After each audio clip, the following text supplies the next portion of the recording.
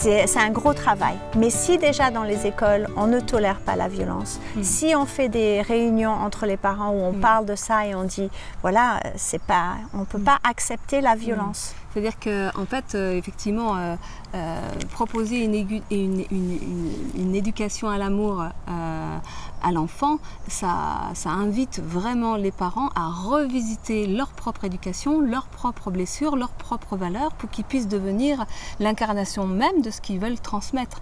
Et donc c'est un véritable engagement, c'est un véritable défi, challenge, parce que finalement, tout à l'heure tu disais il faut un village pour éduquer un enfant, mais je dirais... Il faut un enfant pour éduquer le village. Il faut aussi un enfant pour éduquer le village. Absolument, je pense que c'est vrai. C'est beaucoup d'énergie, beaucoup d'investissement, de passion,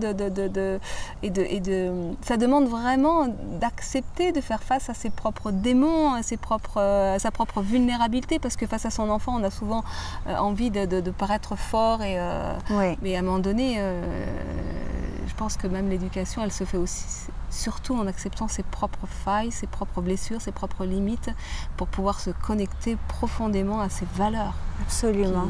C'est pour ça que dans la formation, parce que là je m'apprête à faire une formation, ma première formation donc des enseignants IWE, au niveau ambassadeur, coach ou enseignant même, une des bases de cette formation, c'est qu'ils font au moins 2 formations de communication non violente en dehors de la mienne, avec 2 groupes différents, pour vraiment s'imprégner de ce que c'est de pouvoir parler en je ressens de la tristesse, de la colère, de parce que j'ai besoin de, et de connecter émotion, besoin, avec nos besoins qui sont mondial, tout le monde a les mêmes besoins, donc on peut connecter au niveau besoin.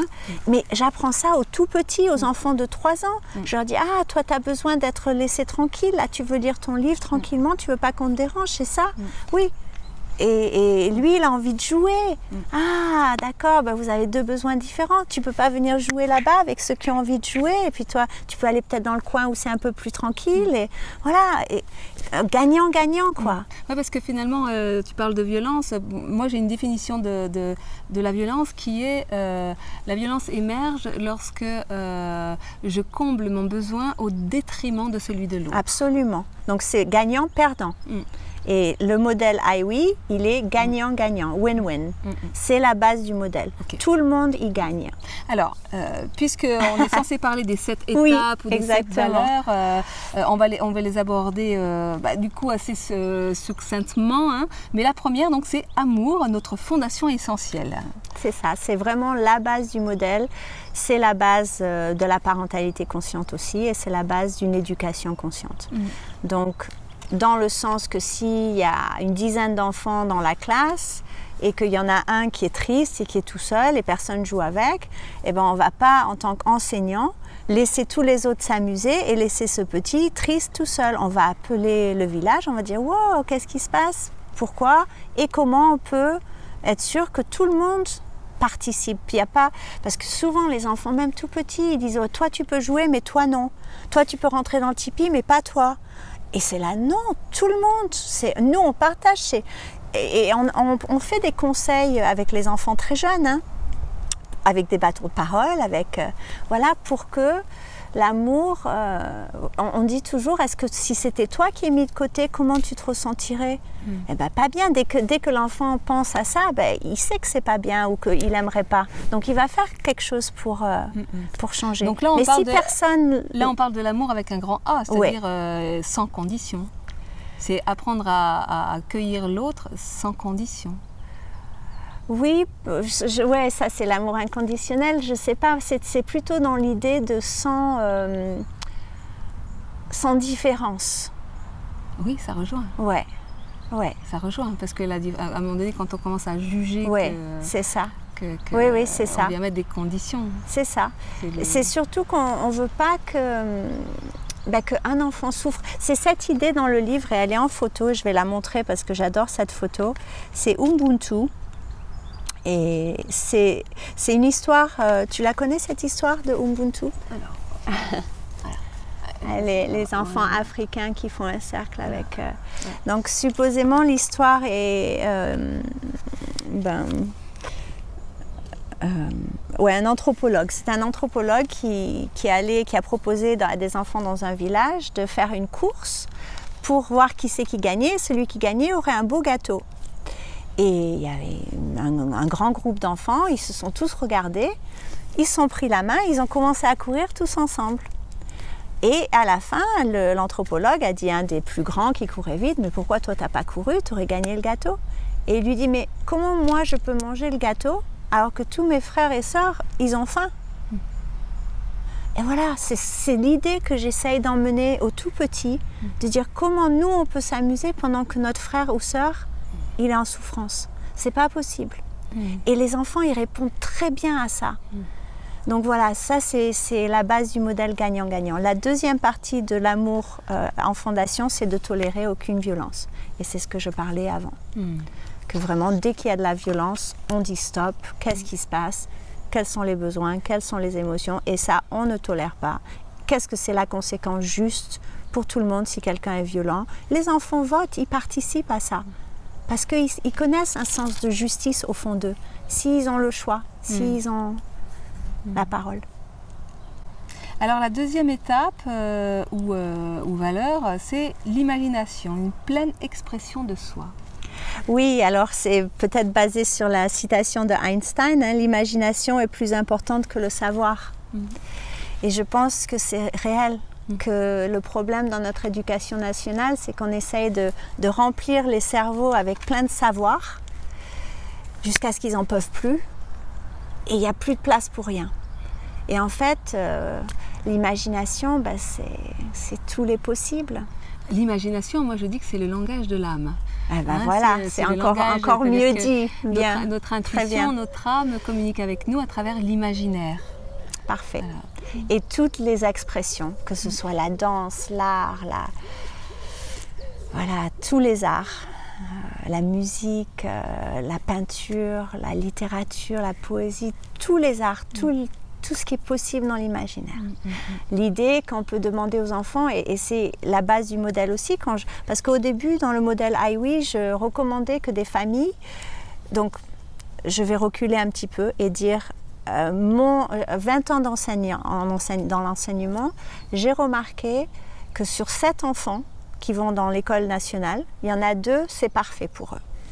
C'est fait pour eux, ils écoutent, ils voient le tableau devant, c'est parfait. Il y en a 3, c'est moitié-moitié. Leur intelligence différente, ils peuvent absorber quelque chose, mais d'autres choses, c'est plus difficile. Et il y en a 2 qui sont en complète souffrance dans le système. C'est comme si on les torturait, vraiment avec des outils de torture. Et c'est là que j'ai dit, ça, c'est pas possible, c'est pas OK qu'on torture 2 enfants sur 7 dans l'éducation. C'est criminel, quoi. Et c'est ça qui a fait naître le désir de faire quelque chose d'autre au départ. Donc pour revenir à ça, ça parle aussi des intelligences multiples qui a été développé par Howard Gardner et il parle de 8 intelligences, les intelligences qu'on connaît, mais aussi intelligence musicale, spatiale, interrelationnelle. Alors, je ne les connais pas par cœur, mais voilà, il y en a. Et il y en a peut-être encore plus. On a des manières d'apprendre qui sont différentes, donc il faut les honorer. Et c'est pour ça que la méthode Montessori est fabuleuse, parce que tous les outils et le fait que l'enfant a ce cadre avec tellement de choses à sa disponibilité, mais qui va aller vers ce qu'il a besoin dans le moment, dans son moment de développement personnel, dans son moment émotionnel personnel, il peut choisir le travail qui le fait vibrer dans le moment. Et ça, c'est fabuleux.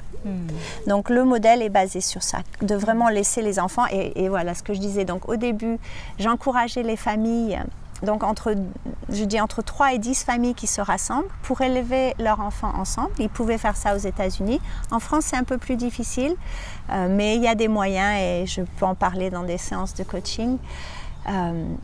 Donc choisir comme le village indigène, qui se rassemblent avec des cultures, avec des valeurs similaires. Et chaque parent va pouvoir apporter quelque chose de spécial à l'enfant. Peut-être, toi, tu adores faire l'art, la créativité, donc tu vas venir et tu vas jouer avec les enfants avec ton art. Peut-être ton mari, il adore faire des expériences scientifiques, donc il va venir et puis il va jouer avec de la science. Et puis il y en a un autre qui adore faire la cuisine, et puis il y en a un autre qui adore le chant et la poésie. Voilà, chacun va apporter leur talent et leur passion naturelle au groupe. Et puis ce qui manque, on peut embaucher quelqu'un comme moi, qui est spécialisé dans l'apprentissage de la lecture, de l'écriture Montessori, qui vient peut-être 3 heures par semaine et qui enseigne ça. C'est pas cher, tout le monde a les moyens. Parce que les écoles Montessori, les écoles Steiner, c'est cher. Et pas tout le monde peut. Et mon idée aussi, c'était de donner cette éducation dans les villages, dans les orphelinages, dans les endroits pauvres où il n'y a pas d'accès. Et de mettre ça sur vidéo pour qu'eux aussi ils aient accès à cette éducation. Voilà, ça, c'est ma grande mission. Et, bon, ouais. Attends, et la dernière partie, c'est quand on commence donc ce rassemblement de famille, qu'on va faire notre école, l'idée c'est de demander aux enfants qu'est-ce que ce serait pour eux l'endroit idéal où ils ont envie d'apprendre. Est-ce que c'est un tipi ? Est-ce que c'est une maison dans un arbre? Est-ce que c'est une cabane? Est-ce que c'est un souterrain, quelque chose dans la terre, comme dans les écoles de Auroville? Et donc l'enfant va dire, et les premiers mois, peut-être les premiers 3 mois, tout le monde va participer à la construction de ce lieu. C'est un projet éducatif. Dans ce projet, ils apprennent à mesurer, ils apprennent à collaborer, les petits vont peut-être peindre des briques. Voilà, tout le monde crée l'espace. Voilà, et ça fait partie du modèle aussi, si c'est possible. Et si c'est pas possible, si c'est dans une maison, ils décorent l'endroit avec... s'approprier les lieux, voilà. quoi. Ouais. Super.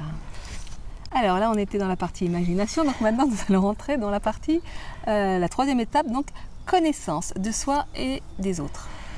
Alors, je pense que dans le modèle original, ça c'était leadership. Et je l'ai changé à connaissance parce que leadership, le mot est un peu flou en français, ça ne veut pas dire les mêmes choses. Donc en leadership, je voulais dire que dans l'éducation, on devrait mettre en valeur les choses qui sont importantes dans la vie, comme le bonheur, la paix, la santé. Et que les enfants devaient d'abord devenir leaders pour eux-mêmes dans ces domaines, pour pouvoir ensuite devenir des leaders dans le monde qui prend en conscience, qui s'occupe du bien-être de la communauté, le bien-être de l'entreprise pour qui ils sont leaders. Voilà, donc de développer la connaissance de soi.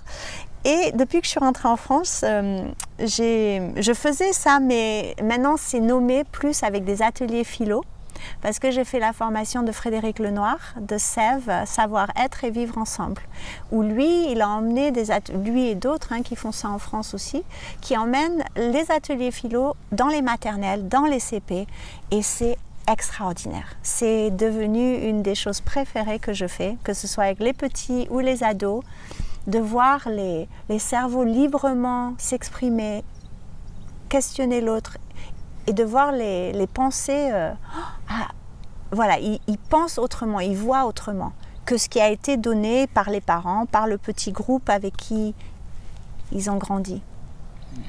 C'est magique. Voilà, c'est cette partie. Alors, 4e étape, la vision. Alors la vision, c'est surtout une vision durable pour un monde durable. Durable, exactement, où tous les êtres sont respectés, où on trie nos déchets, donc on apprend ça aux petits dès le départ. Il n'y a pas une poubelle, il y en a 3. Il y a un compost, il y a ce qu'on recycle, il y a ce qu'on jette, on essaye de limiter ce qu'on jette. Il y a une conscience autour de l'électricité qu'on allume ou qu'on éteint, l'eau qu'on laisse couler ou pas. Voilà, il y a toute cette conscience d'honorer la Terre, d'honorer la planète qui nous nourrit et de ne pas aider au réchauffement climatique, de ne pas contribuer le moins possible à toutes ces choses-là. Et donc c'est enraciné dans les cultures indigènes, parce que ça m'a beaucoup inspiré, ça a beaucoup inspiré le modèle. J'ai passé beaucoup de temps avec les Amérindiens, avec les Kogi, avec... voilà, c'est riche, ces racines. Et donc, d'avoir ces racines, mais en même temps, d'avoir une vision du futur qui est grande, qui est lumineuse et qui est aussi un peu dans le sens de... Comment ça s'appelle on en parlait avant, l'intention qui crée, les mots qui créent, comment ça s'appelle j'ai pas les mots, une imagination quand on fait des tableaux de vision, quand on utilise la loi de... Tu l'as pas le mot non plus. Non, je l'ai dit tout à l'heure. Oui, on en parlait avant, la loi de l'attraction. La loi de l'attraction. Donc, que nos pensées à un certain niveau créent. C'est l'imagination créatrice. L'imagination créatrice. Donc, mais d'être responsable pour ça, d'être responsable. Donc, si on n'avait pas imaginé partir sur la Lune, on n'y serait jamais allé. Si on a, qu'il faut ça, tout naît d'abord dans une idée, dans une intention. Voilà. C'est la loi de l'intention. En fait, et leur apprendre ça, leur apprendre que eux, ils ont une intention. Et oui, on peut réaliser nos intentions. Et comment? Et faire des petits projets qui, ils voient que s'ils ont l'idée, qu'ils mettent le travail derrière, ça se réalise. C'est enseigner les lois de la vie, tout simplement. C'est comment fonctionne la vie, l'univers, le vivant. Les lois naturelles, les conséquences aussi, les conséquences naturelles. C'est ça. Super. Alors, 5e étape, la communication.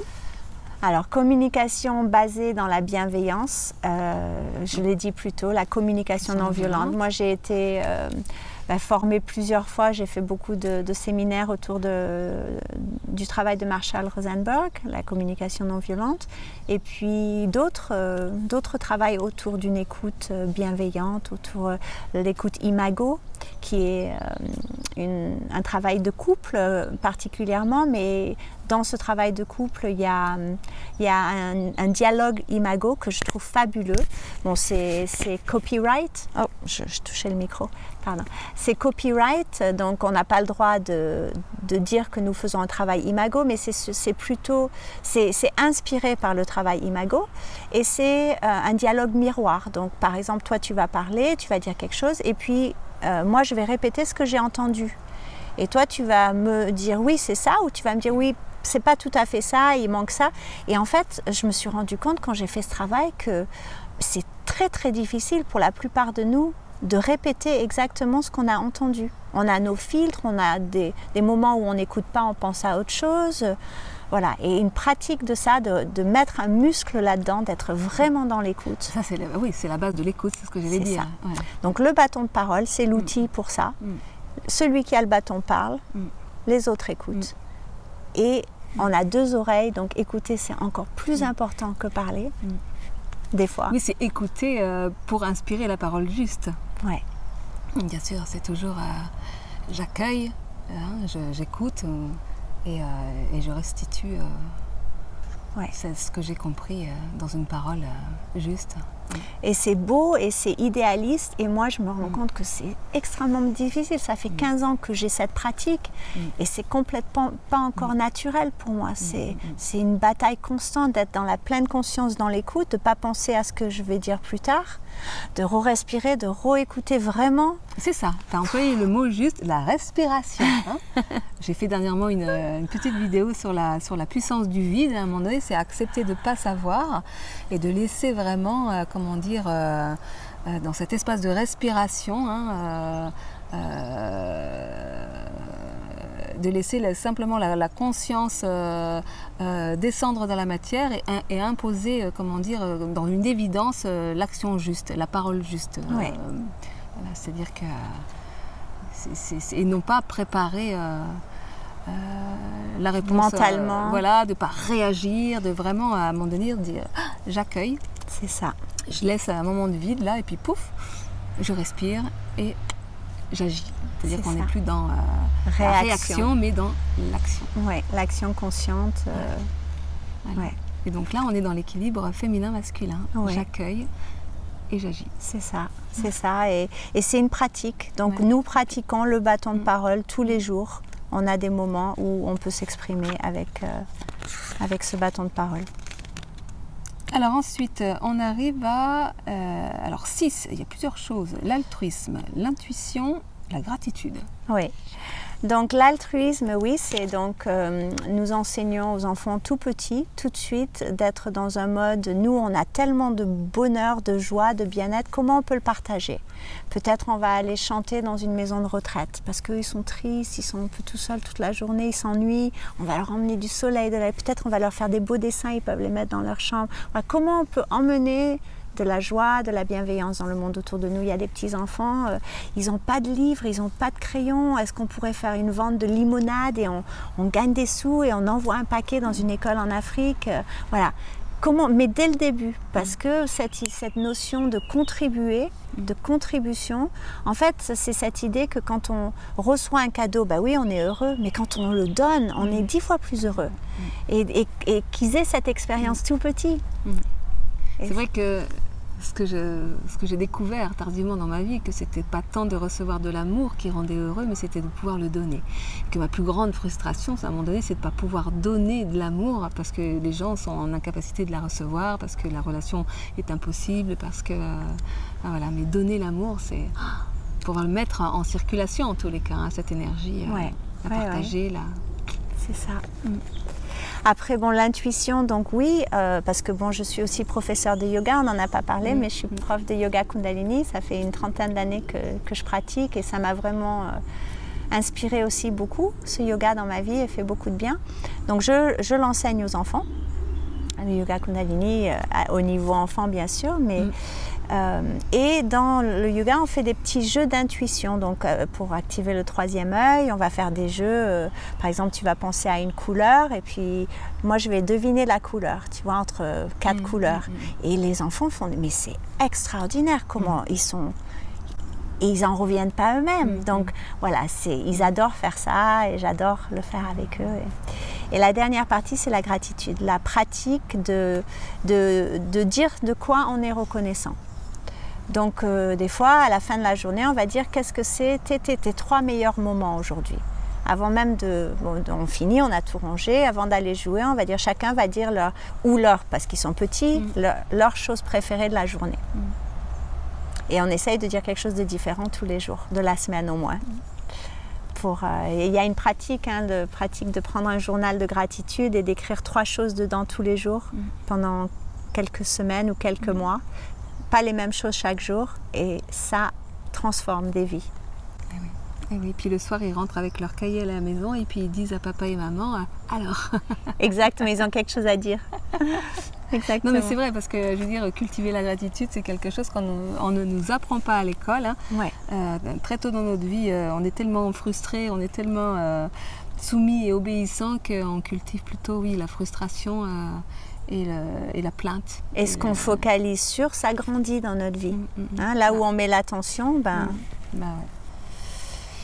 Et donc on arrive à la dernière étape qui est donc la réalisation de soi. Et qui est donc à travers le yoga, à travers la danse, à travers l'expression, à travers la méditation. J'apprends la méditation aux petits. Et vraiment pour se connaître complètement, c'est le but pour moi d'une éducation, que l'enfant sache vraiment qui il est, soit bien avec ses talents, ses passions, qu'il puisse les explorer, qu'il puisse avoir... Donc, c'est vraiment une éducation à l'amour pour les grands et pour les petits. C'est-à-dire que c'est pas que pour les enfants en fait. On l'a dit, on le redit. C'est-à-dire qu'à un moment donné, c'est vraiment un projet qui doit s'incarner dans la famille pour que l'enfant puisse vraiment s'en imprégner. C'est bien que tu dis ça parce que c'est vraiment la chose que j'ai remarquée qui est le plus difficile, même dans une petite école privée, que les parents ne viennent pas participer plus, qu'ils ne se rencontrent pas. Dans le modèle idéal de IWE, les parents se rencontrent une fois par semaine pour 20 minutes, une demi-heure, mais une fois par mois, ils passent 3 heures ensemble, il y a un repas, il y a vraiment des liens qui se créent, des échanges profonds de comment ça se passe avec les instituts, avec les parents, qu'est-ce qu'on doit changer à la maison, comment on peut soutenir l'un et l'autre. Parce que quand il n'y a pas ça, c'est impossible. On peut faire une petite différence, mais elle est minime, que ça donne envie presque d'abandonner. On se sent les mains liées. Oui, non, mais c'est ça, c'est ce que tu disais tout à l'heure. C'est-à-dire que c'est vraiment, à un moment donné, retisser ce lien entre l'enseignant, le parent, l'enfant, entre les parents, enfin recréer une forme de village. Oui, le village, une forme de communauté. C'est ça. Parce que c'est ce qui a disparu aujourd'hui. C'est-à-dire qu'on est vraiment isolés les uns des autres. La peur a pris beaucoup d'espace. Et qu'à un moment donné, fonder une éducation sur l'amour, c'est fonder une éducation sur ce qui relie, non pas sur ce qui sépare. Et la peur sépare. Exactement. Et l'amour relie. C'est ça. Exactement, tu ne pourrais pas mieux le dire. Ben écoute, je crois qu'on a fait un peu, d'une façon assez succincte, le tour de la question et je trouve qu'on finit bien, on termine bien cette petite causerie avec toi et puis avec le plaisir d'en refaire une autre. Si je peux dire une dernière chose pour la vision, grande vision du modèle, c'est que beaucoup de petites communautés se forment, que ce soit avec les enfants dans l'école nationale et en dehors, ils font des choses ensemble pour emmener ces valeurs, ou que ce soit des enfants qui sont éduqués à la maison, qui se soutiennent, et que ces petites bulles d'IWI partout dans le monde, voilà, peuvent se connecter à travers l'Internet avec des échanges de emails, avec des vidéos Skype, et peut-être l'été se regrouper en famille de 50 familles dans un endroit naturel avec du camping et tout ça, et passer un mois ensemble et échanger dans des pays différents. Donc voilà, c'est la grande vision de IWI et que ce soit mis tout sur vidéo pour que les moins, comment on dit, les moins chanceux puissent avoir cette éducation aussi. Super, merci Tatiana. Merci beaucoup. Alors si vous voulez les coordonnées de Tatiana, sous la vidéo, voilà. Merci pour votre écoute, à très bientôt. Merci.